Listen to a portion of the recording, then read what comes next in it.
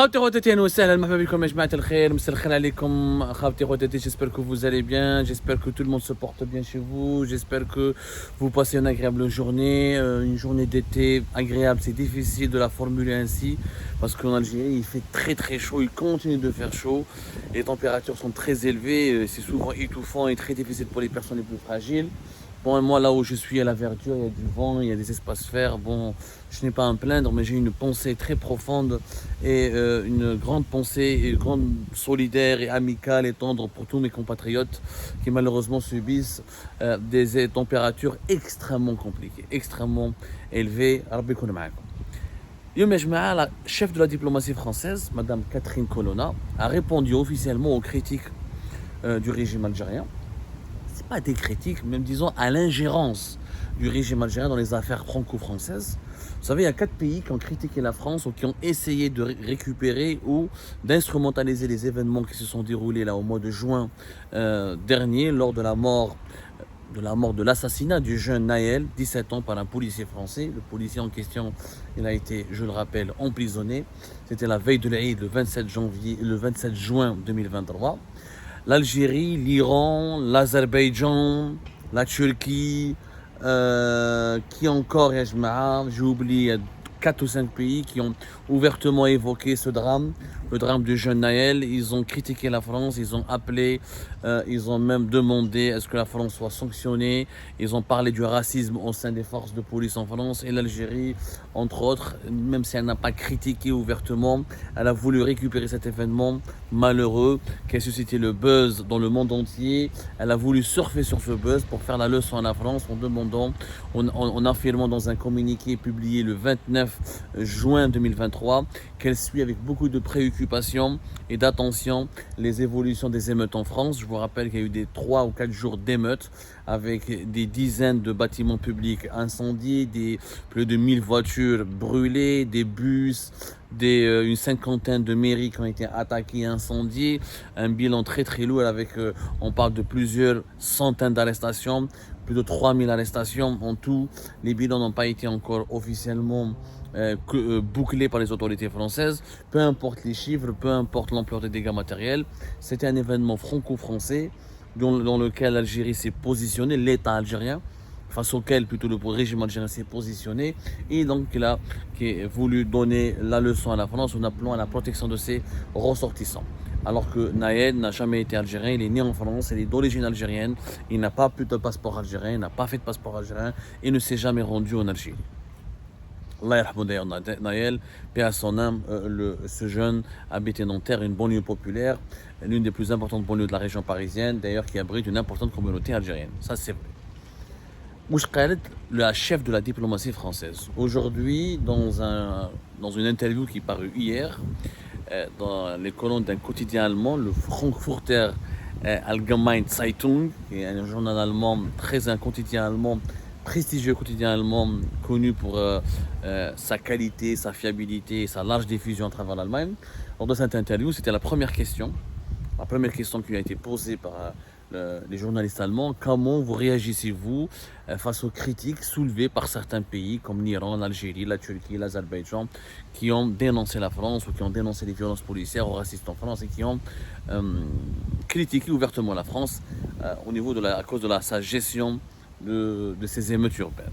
La diplomate, la Catherine Colonna, chauffe-vous. La différence entre les pays développés et les pays sous-développés. Les républiques bananières, elles aiment la polémique.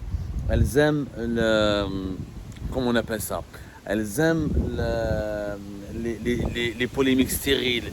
Elles aiment les faux débats. Elles aiment les problèmes. Les républiques bananières, elles aiment les problèmes. Elles aiment les polémiques, elles aiment les tensions, et les fausses accusations,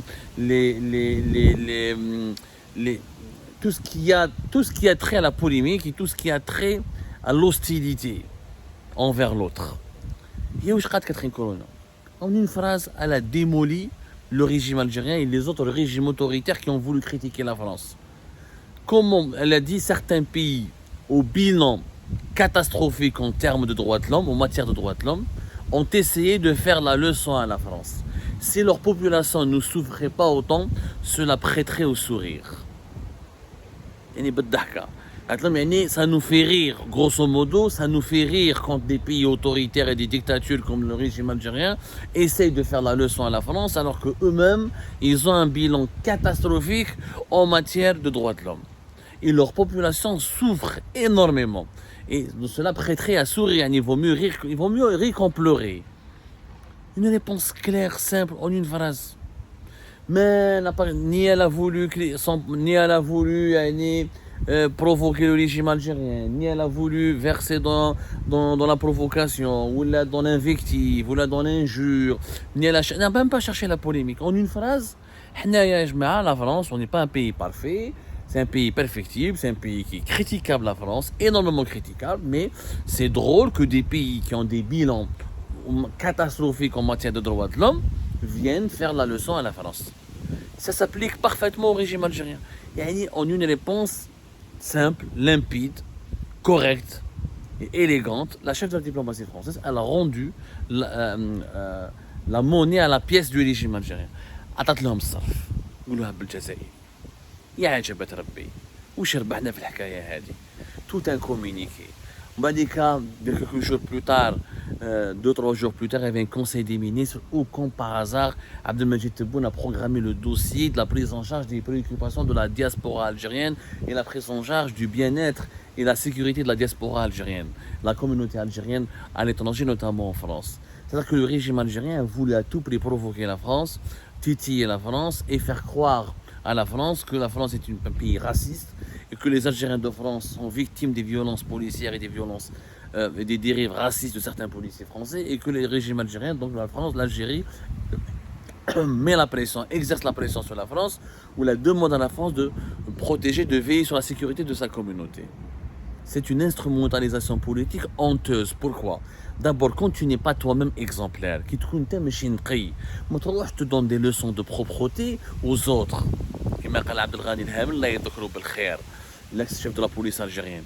Quand toi-même tu mets en prison des gens, tu tortures des gens, quand toi-même pour un commentaire sur Facebook, pour une vidéo, tu condamnes à mort des journalistes, tu places en détention des internautes, des journalistes, tu réprimes des opposants, tu recours aux arrestations arbitraires, au placement en détention arbitraire de façon systématique. Quand tu n'as pas une justice indépendante, quand toi-même dans les casernes, dans les brigades, dans les commissariats, il y a des violences, quand l'Algérie a connu des dizaines, pas un, pas deux, mais des dizaines de cas de bavures militaires et policières en Kabylie et sur l'ensemble du territoire national. Tu ne viens pas faire la leçon à la France. Quand tu as une démocratie, tu respectes les droits de l'homme, ta population, les prisons, il n'y a pas de détenus politiques dans tes prisons, la justice, elle est indépendante, elle n'emprisonne pas, ne condamne pas à mort un journaliste comme elle l'a fait avec votre serviteur, ou là quand la justice lance des mandats d'arrêt internationaux contre des simples blogueurs, de simples youtubeurs ou la blogueurs ont été transformés en terroristes, instrumentaliser le terrorisme pour réprimer les libertés publiques. Mais un pays pareil, quand tu fais des choses pareilles, aussi inhumaines, quand tu as une attitude aussi inhumaine, aussi dictatoriale, aussi barbare, tu ne viens pas faire la leçon aux autres. Même si la France, il faut la critiquer, il y a des problèmes politiques en France, la démocratie française n'est pas parfaite, elle n'est pas exemplaire sur tous les plans. Mais Ntaya, est-ce que tu vaux mieux? Est-ce que tu as fait ce que 10%, est-ce que tu peux atteindre 10% du niveau de la démocratie française? Mais je dis 10%. Est-ce que tu peux atteindre 1% du niveau de fonctionnement de la démocratie française? Ensuite, viens donner des leçons. etc. Le régime algérien pensait qu'il allait faire de l'ingérence, Ils n'ont pas fait qu'un communiqué, parce qu'il y a eu des youtubeurs algériens, des tiktokers, les médias algériens ont semé de l'huile sur le feu, où ils ont considéré les manifestants comme des résistants, ou les émeutiers, donc c'est les braves enfants des chouhada et des moudjahidines. Ils ont appelé carrément à faire la guerre en France, ils ont défendu le scénario, ils ont promu le scénario d'une guerre civile, où les Algériens en France, ils vont se révolter, où c'est une deuxième révolution, le 1er novembre, et ce sont les Algériens qui vont faire tomber la République française. Il faut lire les récits médiatiques, propagandistes, comment les réseaux sociaux en Algérie, la webosphère algérienne, à travers des influenceurs ou des médias attitrés, y compris certains médias publics, il faut voir comment ils ont traité ce sujet des émeutes en France, avec quel mépris, quel sentiment de haine, avec une volonté de faire de la récupération pour torpiller la France, pour la déstabiliser. Le régime algérien, pardonnez-moi, a voulu déstabiliser l'État français. Il y a un pays, l'Algérie, qu'on n'arrive même pas à fabriquer, on n'arrive même pas à distribuer du lait, ou là, à contrôler les prix de la viande, ou là, à avoir une production nationale des produits les plus primaires, des produits de large consommation les plus primaires. On a le luxe, on a cherché à avoir le luxe de déstabiliser l'État français. Et c'est pas n'importe quoi. Les Français, je avec une phrase. Il y a un bilan catastrophique au niveau des droits de l'homme. Je n'ai pas de leçon à recevoir de ta part. Ce qui est vrai. Le régime algérien se préoccupait réellement du bien-être, de la sécurité, de la dignité de ses enfants à l'étranger. 500 morts en 2022, plus de 500 harragas algériens sont morts en Méditerranée en tentant notamment de traverser la mer et de se trouver refuge en Espagne ou de s'exiler en Espagne. 500 enfants, 500 Algériennes et Algériens mettent fait le déclaration déclarée disparus. Certains n'ont jamais été retrouvés, d'autres on a retrouvé leur corps rangés par le sel et par les poissons de la Méditerranée.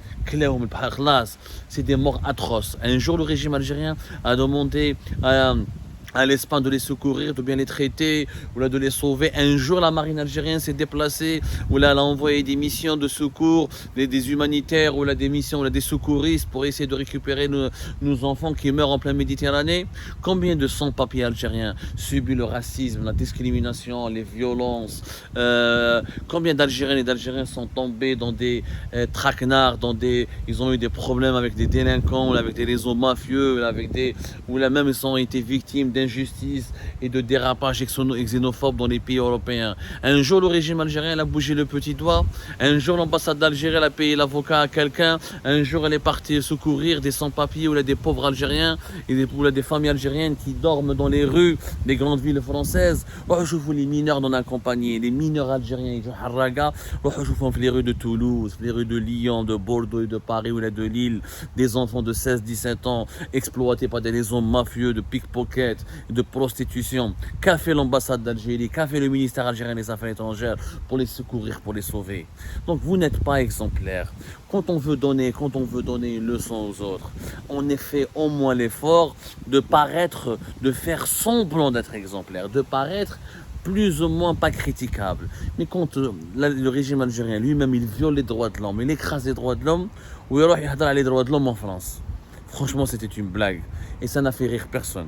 Et le problème, elle n'a dérangé personne, cette campagne, cette propagande, cette opération de déstabilisation. L'État français n'a pas été déstabilisé, les émeutes se sont calmées au bout de 3-4 jours. Il y a le mobilier urbain qui a été détruit, incendié, est en train d'être réparé.